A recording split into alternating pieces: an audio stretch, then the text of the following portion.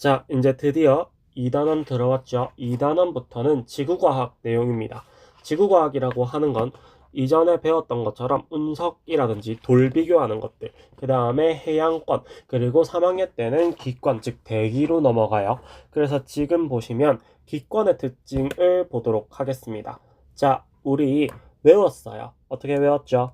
하나 대륙권, 하나 성층권, 그 다음에 중간권, 그 다음에 열권이라고 외웠어요. 성층권에는 오존층이 있고 중간권에는 유성이 흐르며 열권에는 오로라가 보일 거예요. 그리고 난 다음에 기온 같은 경우에는 이 그래프만 봐주면 돼. 20도에서 영하 50도까지 넘어갔죠. 그래서 기온 같은 경우에는 하강, 영하에서 영상으로 올라갔다 기온 올라가, 영상에서 영하로 떨어졌다 기온 다시 낮아져, 영하에서 영상으로 올라갔다 기온 높아져. 자, 대륙권에서는 대류가 발생되죠. 그래서 기상현상도 일어나요. 중간권에서는 대류현상이 있는데 기상현상이 없죠. 성층권에서는 대류현상 안 일어나요. 열권에서도 대류현상이 일어나지 않습니다.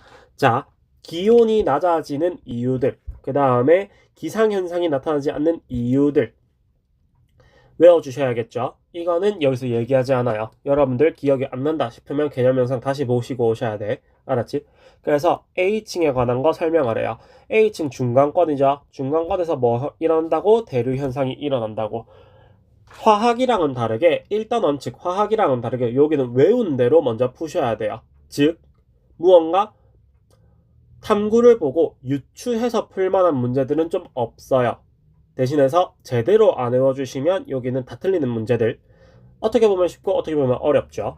자, 구분하는 기준은 뭐라고 했죠? 높이에 따른 기온 변화라고 했죠. 대기압 많이 속인다라고 했다. 압력 아니에요. 알겠죠? 그 다음에 자, 5번 옆에 봅니다. 전등, 빛이 나오죠? 태양이라고 보셔야 돼. 태양에서 나오는 빛이 컵으로 쏘이죠? 이게 지구라고 보시는 거야.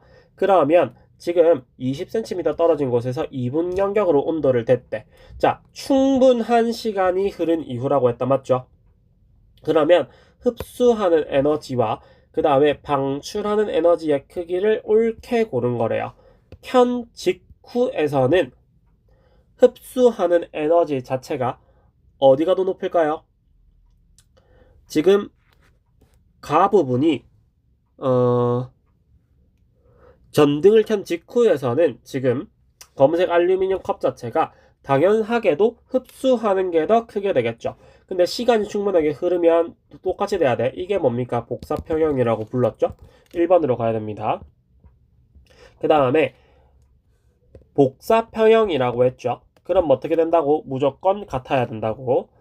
점점 더워지거나 추워지지 않고 연평균을 일정하게 유지하고 있대요. 극가닥으로 오른 걸 고르라고 했습니다. 이게 뭐라고요? 지구가 태양으로부터 에너지를 받고 우주 공간으로 열을 방출하면서 복사평형에 이뤘기 때문이다. 5번이라고 했죠. 자, 구형은 뭐예요? 우리가 그 지역에 따라서 이렇게 생겼기 때문에 저위도와 고위도가 나타나진다. 그 다음에 평평해서 갑자기 뚝 떨어지는 일이 없다. 이런 것도 없어요. 두꺼운 대기가 있어서 온실 효과가 일어난다. 이거는 뭡니까? 우리 따뜻한 걸 이야기하는 거야. 오존층에서 자외선을 흡수하게 된다. 이거는 무슨 말인가요? 오존층을 흡수한다라고 했기 때문에 자외선에서 얘네들은 성층권이 따뜻해지는 이유가 되죠. 멘틀 대류에 의한 지각 변동으로 에너지를 공급하기 때문이다. 이거는 우리 아예 다른 거야. 지구 내부로 보는 이건 뭡니까? 직권입니다. 직권. 자, 그 다음에 복사평형을 말하고 있어요. 복사평형 같은 경우에서는 자, 첫 번째 옳지 않은 걸 보래요. 태양으로부터 오고 있죠. 태양으로부터 오고 있기 때문에 얘가 태양 복사 에너지. 자, 지구에서 방출해내고 있죠. 지구 복사 에너지라고 쓰셔야 됩니다. 그러면 A는 지구 방향으로 오는 태양 복사 에너지이다. 맞죠? B와 C 같은 경우에서는 자, 이어서 가보도록 하겠습니다. 자, B와 C 같은 경우에서는 지구가 흡수하는 태양 복사 에너지이다. 자, 이 말도 맞죠? 안으로 들어오고 있으니까. 그 다음 D 같은 경우에서는 대기와 지표면에 반사되어서 우주 공간으로 나가는 태양 복사 에너지이다. 이것도 맞죠? 태양으로부터 들어온 게 밖으로 슝슝 나가고 있으니까 D 같은 경우에는 B와 C의 합과 같다. 이게 말이 안 되죠. 밖으로 방출되는 걸 이야기하는 거기 때문에 얘는 맞지 않아요. 왜냐면 지구는 30%를 방출하게 되고 70%를 자기가 흡수하기 때문이죠. 그래서 두 개 합이 다릅니다. 이 같은 경우에서는 지구가 우주공간으로 방출하는 지구 복사 에너지이다. 자, 이거 보세요. 태양으로부터 온 거에서 갈래가 세 갈래로 나눠졌죠. 그럼 이거는 무조건 태양입니다. 근데 지표면으로부터 밖으로 나간다 맞지? 이게 바로 지구예요. 이렇게 보셔야 돼. 그 다음에 우리가 들어온 것과 나가는 게 같아야 된다고 했다. 그래서 이 같은 경우에서는 A의 약 70%이다. A로부터 들어오는 거다 맞지? 들어온 만큼 방출해야 된다고 했어요. 그래서 70% 맞고, 지구가 흡수하는 에너지의 양과 방출하는 에너지의 양 자체가 같다. 이 말도 맞죠? 그 다음에 지구에 도달하는 태양 복사 에너지 양을 100%라고 했을 때 지구가 흡수하고 방출하는 복사 에너지 양에 관한 설명으로 옳은 것을 고르래요. 태양 복사 에너지 자체는 지표의 50%, 대기의 20% 정도가 흡수되게 되죠. 맞는 말입니다. 태양 복사 에너지 중에서 30%는 대기와 지표로 반사되어서 우주공간으로 데려간다. 이것도 맞는 말이죠. 지구는 흡수한 태양 복사 에너지 양의 50%만큼을, 아니죠, 무조건 70입니다. 자, 여기서 짚고 넘어갑시다. 태양에서부터 우리는 총 70%를 받게 돼요. 나머지 30%는 다시 돌려보내게 됩니다. 이 70%의 경우에서는 지표면에서 50%, 대기에서 20%만. 자, 다시 뭐라고 했죠? 우리가 태양으로부터 오는 에너지는 총 30%가 나가고 70%만 받는다라고 했죠. 여기에서 지표면에서는 50%, 대기권에서는 20%라고 했어요. 70%를 우리가 받았기 때문에 지구로부터 나가는 것은 똑같이 70%여야 됩니다. 갑자기 끊겨서 놀랬죠? 여러분들 듣다가 제대로 듣고 있는지, 그리고 제대로 외웠는지 확인하기 위해서 잠깐 끊었다가 왔습니다. 11번 볼게요. 온실 효과에 관해서 설명으로 옳은 것을 고르래요. 그래서 온실 효과 같은 경우에서는 지구의 평균 기온을 높여주는 효과이다. 이거 맞는 말이죠. 이산화탄소 같은 경우에는 유일한 기체 아니고 이산화탄소, 산소 아니고 수증기, 그 다음에 메테인까지 총 3개 있어요. 달에서는 온실 효과 없습니다. 뭐라고 했죠? 뜨뜻한 전기장판에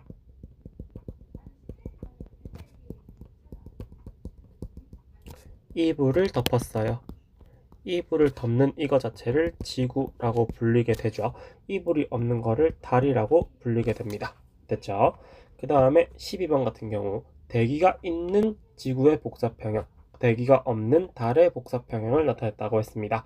그러면 대기가 있기 때문에 뭐라고 했죠? 평균 기온이 좀 더 높다라고 했죠. 온실기체는 지구 복사 에너지를 흡수하게 된다. 이것도 맞죠. 그 다음에 지금 대기의 양 자체가 감소하게 되면 지구온난화가 일어난다. 아니지. 어떤 거예요? 오존층이 없어지면. 맞죠?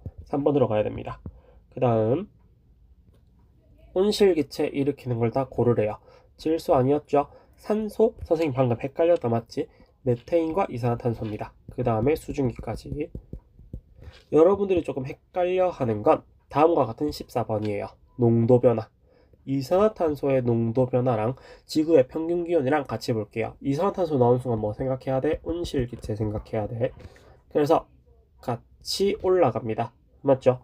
그러면 화석연료 사용이 주된 원인이다. 맞는 말이다. 증가할수록 평균 기온 높아진다. 이응 같은 경우는 외우려고 하면 안 돼.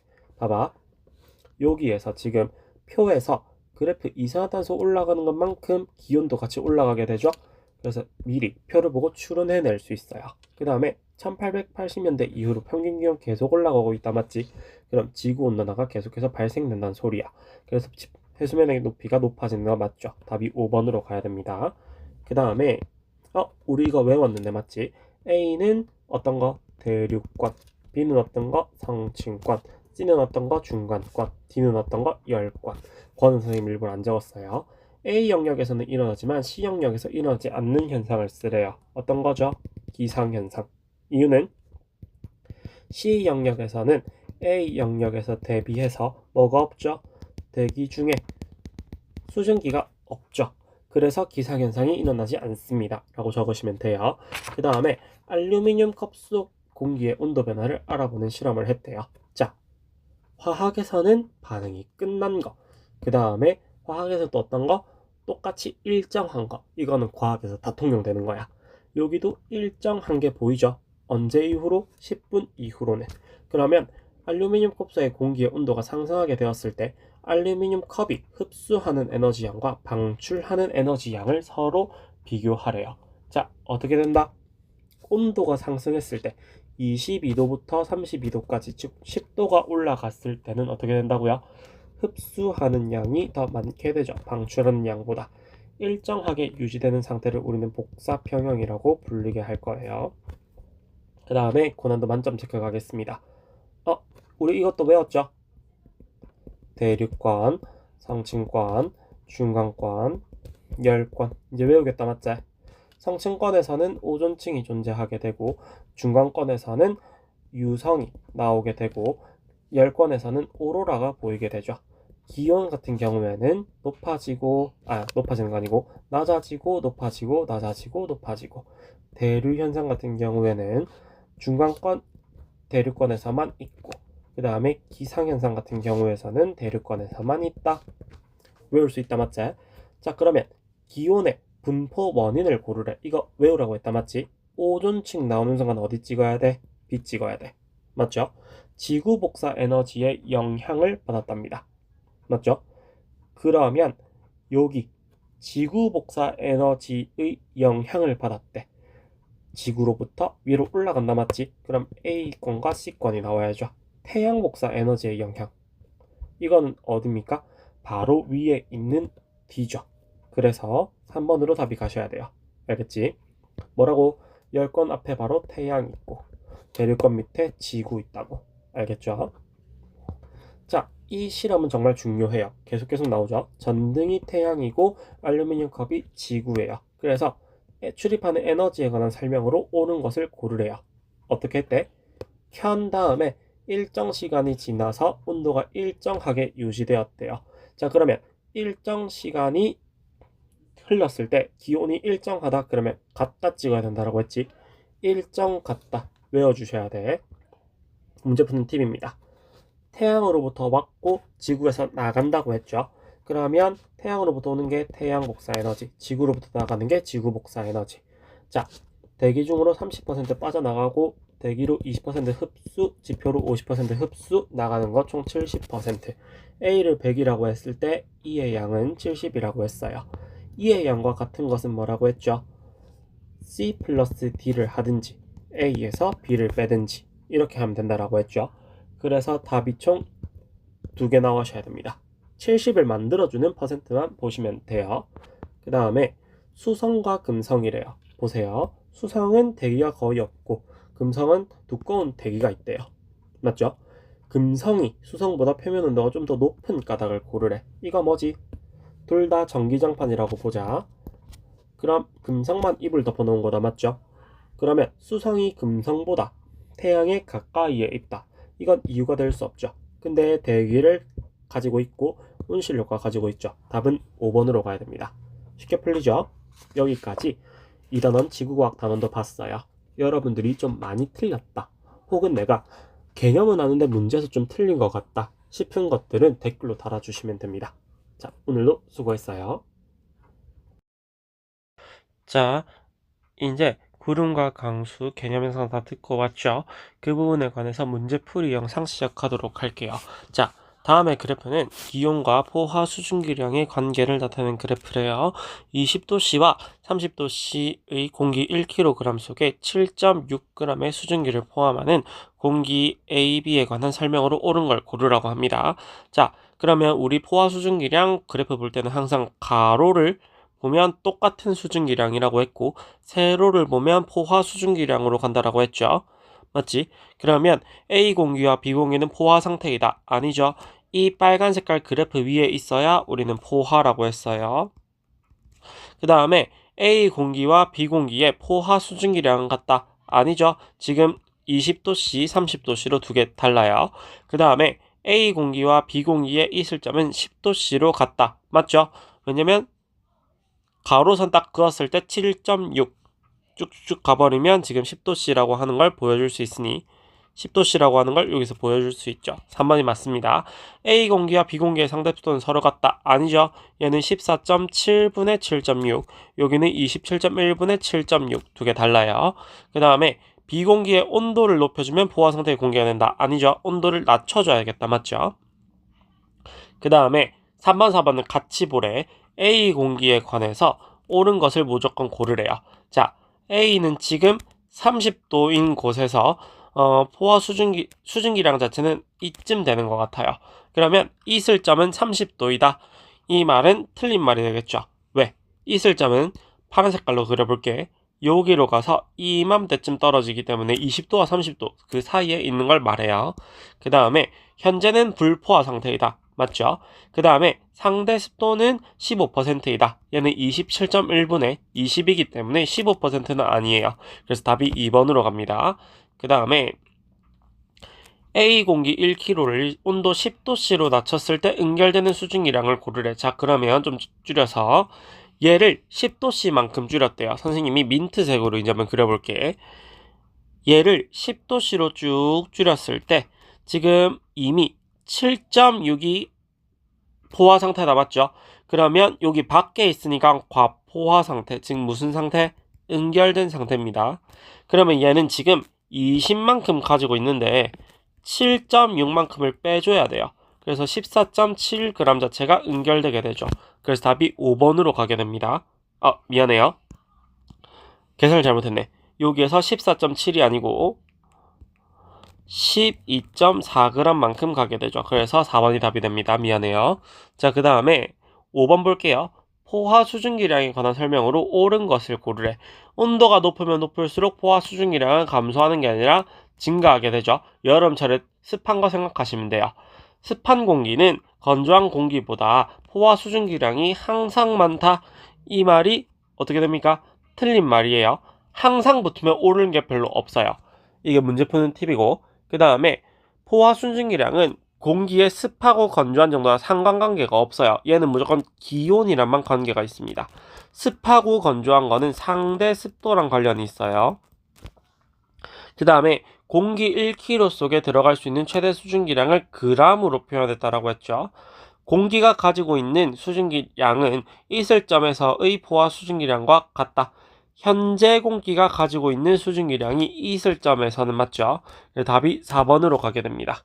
자, 그 다음에 따뜻한 공기는 항상 포화 수증기량에 해당하는 양의 수증기를 포함하고 있다. 아니죠.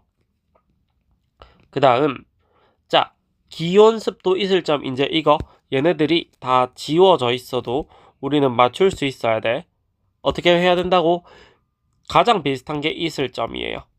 그 다음에 어느 날인지 봐야 돼. 맑은 날이라고 써져 있지.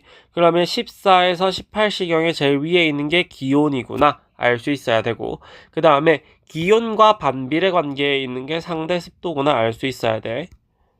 그래서 기출을 모두 다 모은 이걸 보게 되면 옳지 않은 걸 골라보래요.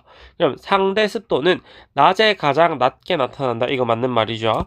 공기 중의 수증기량은 거의 일정하다. 있을 점이 일정한 걸 말해요. 맑은 날에 있을 점은 변하지 않는다. 이거 맞죠? 기온은 오후 2시경에 가장 높게 나타난다. 맞죠? 하루 중 포화 수증기량은 거의 변하지 않는다. 5번이 어떻습니까? 지금 틀린 말이죠. 하루에 있는 포화 수증기량은 계속 변하게 돼요. 왜? 기온이 변화하기 때문에. 포화 수증기량은 기온 관련이라고 했어. 기온과 상대 습도의 변화는 반대로 나타난다. 맞죠? 기온이 낮아지면 포화 수증기량이 감소하여 상대 습도가 높아진다. 이것도 맞는 말이죠. 그 다음에 9번 볼게. 자, 계속 펌프질을 하는 거야. 압축했대요. 압축. 그러면 얘는 단열 압축이라고 볼 수 있겠고, 그 다음에 얘는 뻥 열었대. 단열 팽창이죠.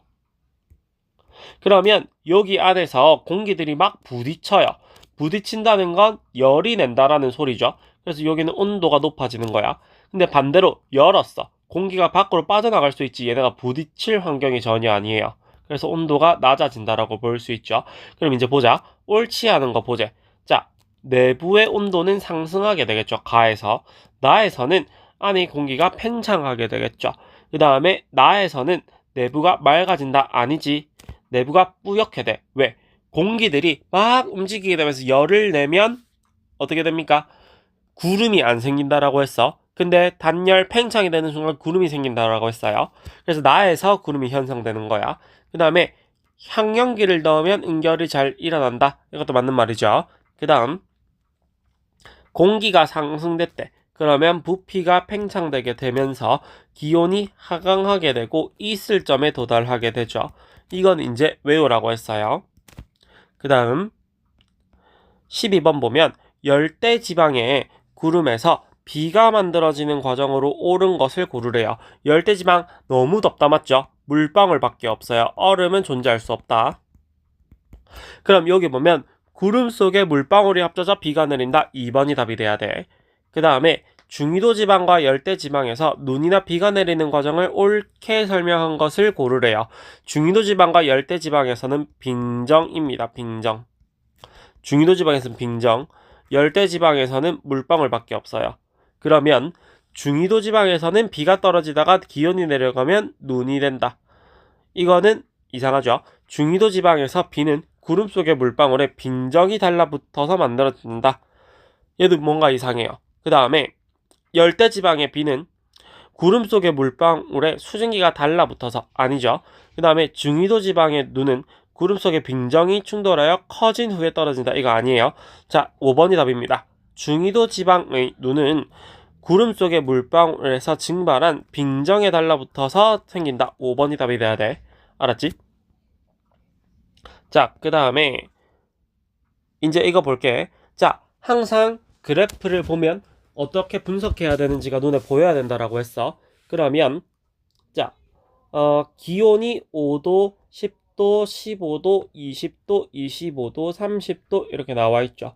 포화 수증기량도 각각 다 나와 있어요. 자, 그러면 A와 D 중에서 상대 습도가 가장 높은 것을 기호를 고르고 계산하래요. 자, 이 빨간 색깔 라인에 있는 거는 무조건 상대 습도가 100%야. 그래서 무조건 A가 답이 될 수밖에 없고 계산을 해보면 얘는 지금 20도 상태에 있죠. 20도는 14.7g이 뭡니까? 최대지. 근데 쟤는 14.7만큼 가지고 있지. 여기다 100%를 곱하게 되니까 100%가 답이 됩니다. 됐죠?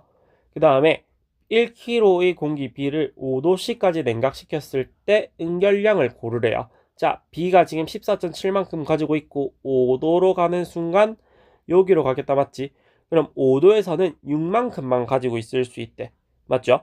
그러면 지금 이렇게 써야지. 1kg의 공기 B가 포함하는 수증기량은 14.7g이다. 그 다음에 기온이 5도씨에서는 공기의 포화 수증기량이 6g/kg이다. 이렇게 써줘야 돼. 알았지? 그래서 따라서 이거 그대로 쓰는 거야. 1kg의 공기 B를 5도씨까지 냉각시켰을 때 응결량은 써주고 14.7에서 6만큼 빼주니까 8.7g의 수증기가 응결된다. 응결된다 마지막에 꼭 써줘야 돼. 알았죠? 서술형을 쓸 때는 무조건 문제 속에 있는 걸 그대로 쓰는 걸 명심하셔야 됩니다. 알겠지? 그 다음에 공기 상승하는 경우 세 가지 쓰래요. 자, 이거 뭐였죠? 지표의 일부분이 가열, 강하게 가열.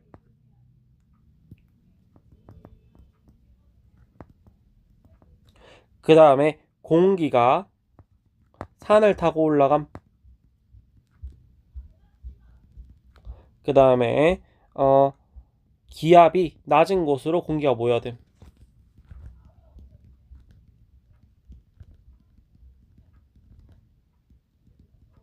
세 개만 쓰라고 했지만 우리는 앞에 네 개나 있었으니까 네 개 하나 더 말해보면 찬 공기랑 따뜻한 공기랑 만난다.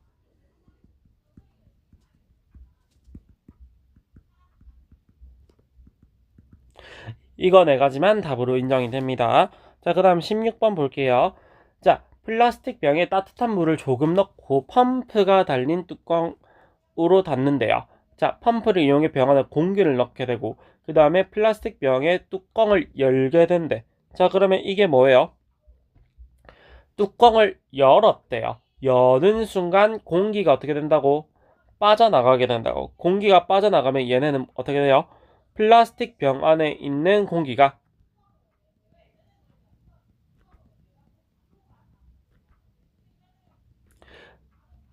빠져나간다라고 했어. 그래서 단열 팽창되어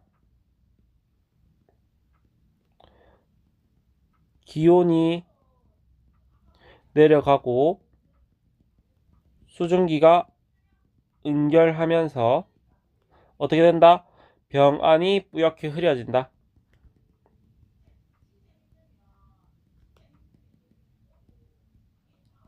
자, 봐라. 예를 들어서 펌프를 계속 누른다. 펌프를 누른다라고 했어. 그러면 어떻게 됩니까? 플라스틱 병 안의 공기가 단열 압축되게 되면서 기온이 상승하고 수증기가 없어지면서 어떻게 됩니까? 병 안이 맑아진다라고 해야겠죠. 됐지?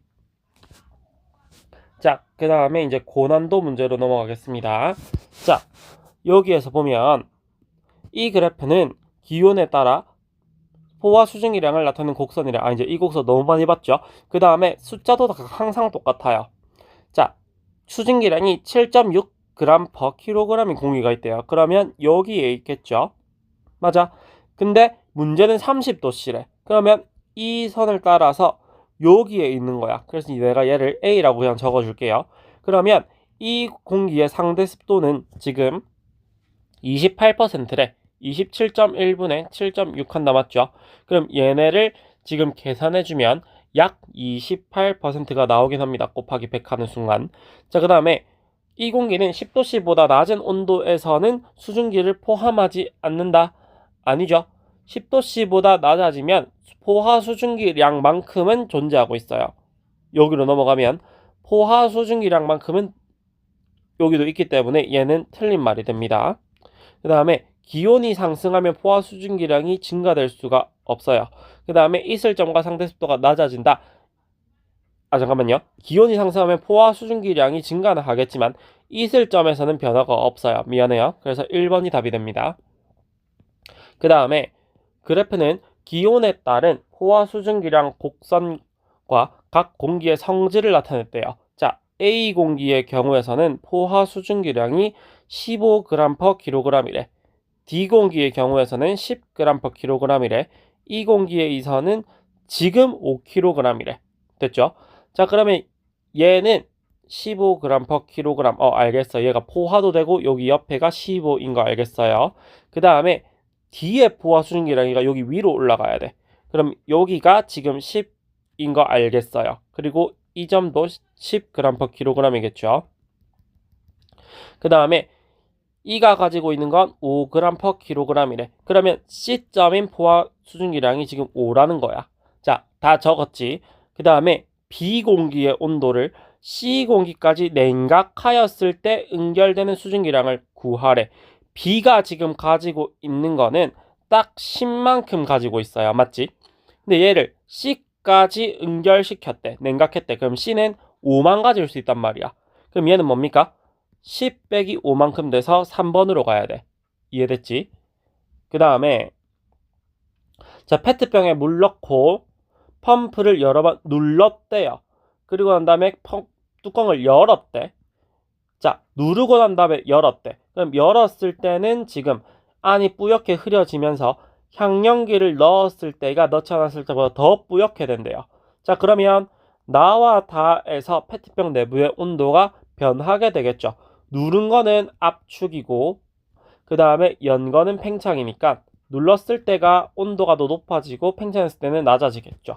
그 다음에 나와 다에서 페트병 내부는 외부와의 열을 주고받는다. 아니지. 단열 압축, 단열 팽창이야. 보온병 생각해야 돼. 보온병은 아무리 추워도 아무리 더워도 그 물병 안에 있는 온도가 유지됩니다. 페트병에 향연기를 넣고 실험하게 되면 페트병 내부의 수증기량이 많아진다. 이 말은 틀렸죠. 수증기량이 많아지는 게 아니고 얘는 응결을 도와주는 거예요. 그 다음에 어느 지방에서 형성이 된대. 근데 물방울밖에 없네. 그러면 열대 지방과 저위도 지방이라는 거 알아야 돼요. 옳은 거 고릅시다. 온대나 한대 지방 말이 안 맞죠? 그 다음에 얼음 알갱이 없어요. 얼음 알갱이 없어요. 물방울들의 충돌에 의해 4번이 맞습니다. 얼음 알갱이 없어요. 4번이 답입니다. 알았죠? 자, 여기까지 하겠습니다. 그 다음 영상에서 기압과 날씨에서 보도록 해요. 수고했습니다. 자, 지난 영상은 잘 보고 오셨나요? 자, 오늘은 2단원 제일 마지막 부분 기압과 날씨에 관해서 이야기를 해보도록 하겠습니다. 문제 먼저 풀고 영상 보셔야 돼요, 여러분. 체크 중학교 3학년 1학기 겁니다. 자, 그럼 이제 가볼게요. 자, 2번부터 보면 기압에 관한 설명으로 옳은 것을 고르래요. 기압은 한 방향만으로 작용한다. 아니죠. 사람이 이렇게 서 있으면 그 어느 방향에서든지 다 작용할 수 있어요. 기압은 뉴턴이라는 단위를 쓴다. 이거는 힘에 관한 단위입니다. 기압은 파스칼이라든지 ATM 이런 걸 써요. 그 다음에 기압은 1기압은 76cm의 물기둥 아니고 수은기둥입니다. 그 다음에 기압은 지표에서 높이 올라갈수록 낮아진다. 맞죠? 우리 산 타고 사람이 평지에 있는 거랑 정상에 있는 거랑 이때 우리는 공기가 더 없기 때문에 숨쉬기가 힘들게 되죠. 이것 때문입니다. 지표에서 기압은 장소에 관계없이 일정하다. 아니죠. 자, 3번 볼게요. 3번 같은 경우에서는 지금 압력이 큰 것부터 보래요. 자, 우리 뭐였죠? 76cm의 수은 기둥이 1기압이었고 이게 1013 헥토파스칼이랑 똑같았고 10m의 물기둥과 똑같았어요. 자, 그러면 얘가 1기압이라고 기준을 뒀을 때 얘는 10분의 1만큼 되고 760cm니까 얘는 10배 정도가 되었죠. 그래서 압력이 큰 것부터 옳게 나열하라고 했으니 다가나 4번이 되어야겠죠. 그 다음에 5번 볼게요. 지금 어느 해안가에 낮은 것 같아요. 왜냐면 육지에서 더욱더 많은 열이 이끌어나고 있거든요. 이거를 파란색으로 그려볼게. 여기로 올라가고 그래서 바다가 조금 더 기온이 낮아요. 그래서 우리는 바다에서 육지로 불어오는 해풍인 것을 알 수 있습니다. 그래서 옳은 것을 골라보래. 밤에 부는 바람이다. 아니죠. 낮에 부는 바람이에요. 육지에서 바다로 부는 해풍이다. 아니죠. 육지에서 바다로 부는 건 육풍이에요. 해풍은 맞지만 육지에서 바다로가 아닙니다. 얘네를 바꿔야 돼. 바다에서 육지로. 낮에는 육지가 바다보다 빨리 가열된다. 3번이 맞죠. 육지의 지표부근은 상대적으로 고기압이다. 아니야. 공기가 올라가는 순간 저기압이 돼야 돼요.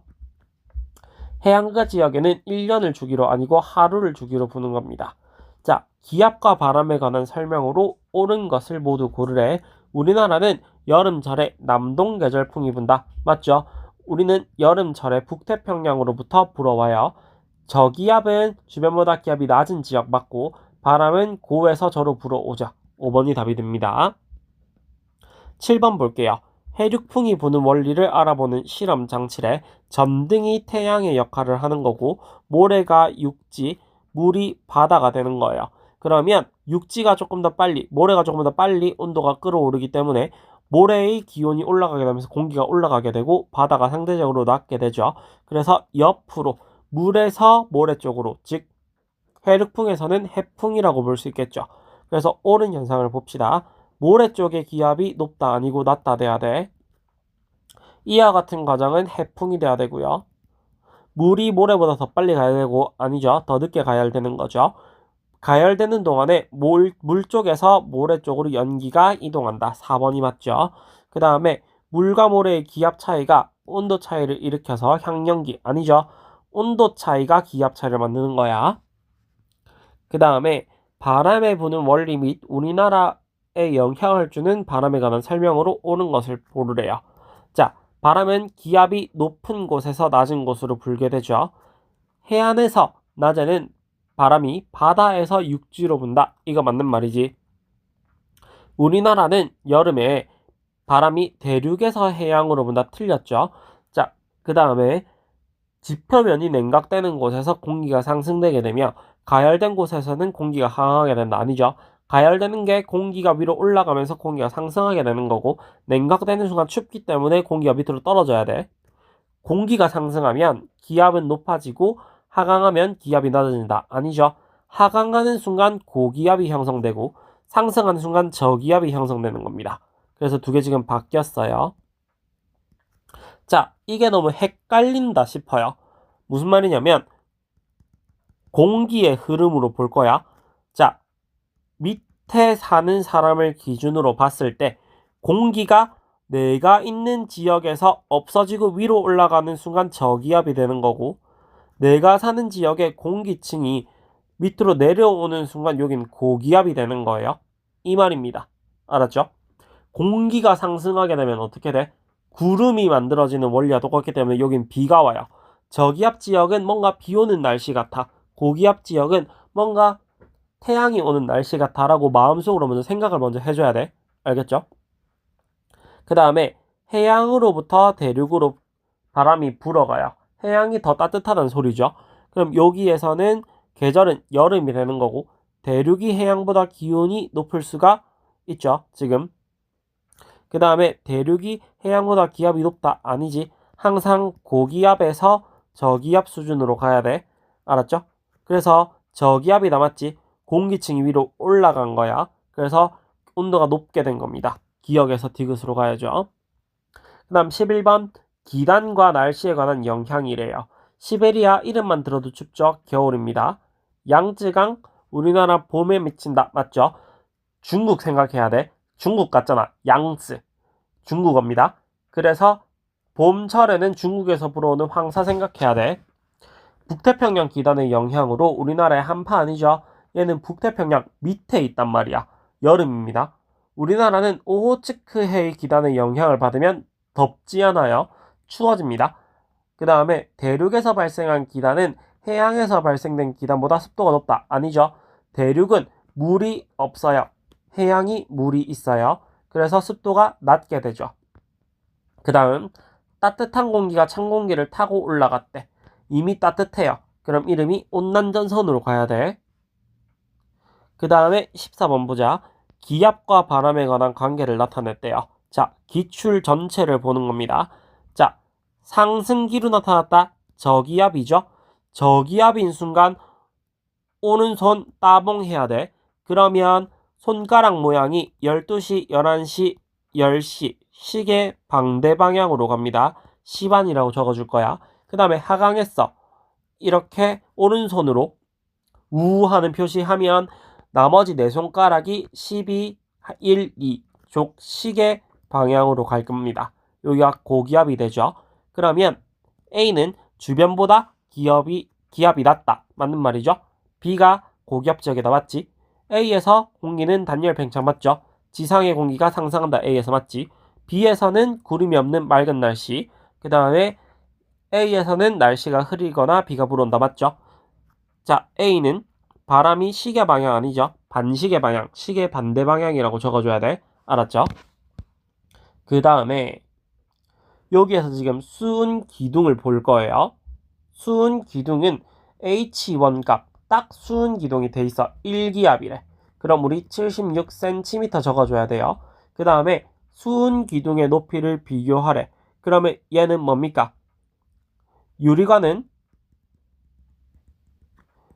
기울이거나 굵은 유리관을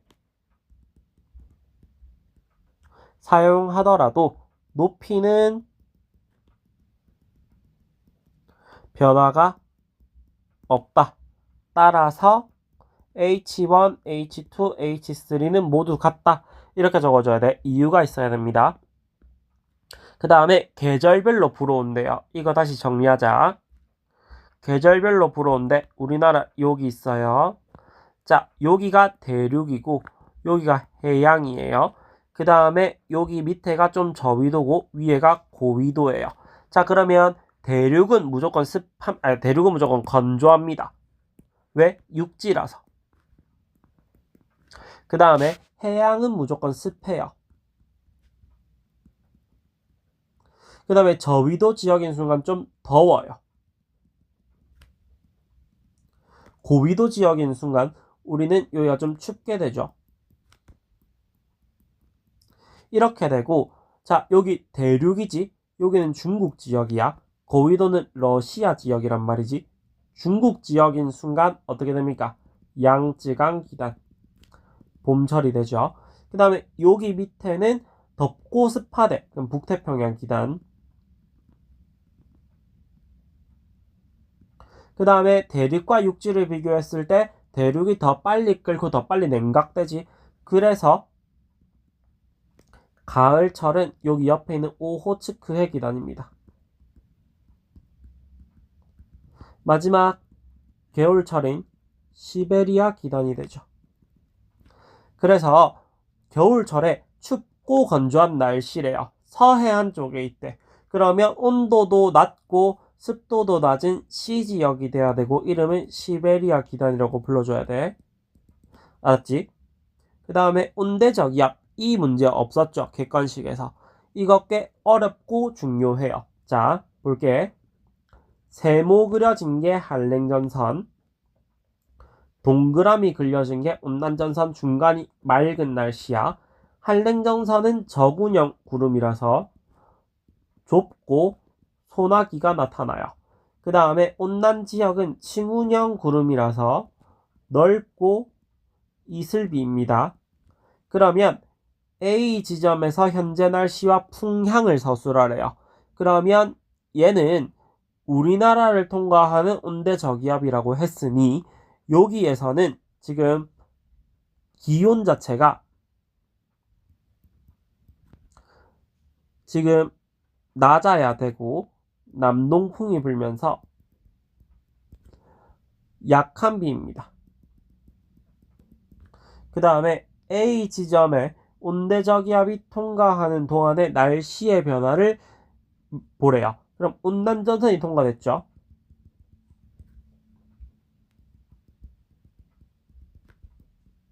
통과한 후에 날씨가 맑아지고 한랭전선이 통과하면서